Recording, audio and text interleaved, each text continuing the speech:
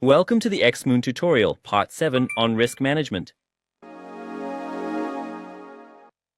In Xmoon, we have two practical suggestions for risk management. Our first suggestion is that in the Xmoon system, we don't use the traditional concept of stop loss, but rather, we've replaced it with a concept called risk limit.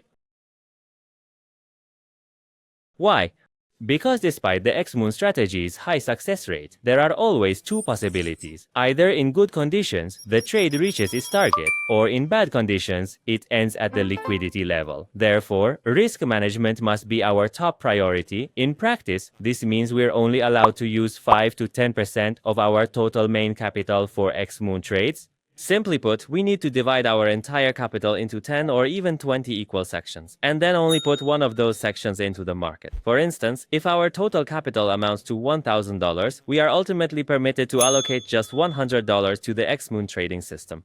Our second proposal is this. Our second proposal here at Xmoon is that once the initial capital that has been invested has successfully doubled, we should immediately withdraw this. Our second proposal here the market, and from that point forward, we will only continue to trade with the profits that we've earned. This way, the principal investment itself remains completely secure, and from then on, no matter what circumstances arise, we will only be trading with the profits. In this scenario, we can also experience the incredible effect of compound interest. For example, let's say we invested $100 in Xmoon trades. When the account balance reaches $200, we withdraw our initial $100 capital and continue trading with the remaining $100 in profit.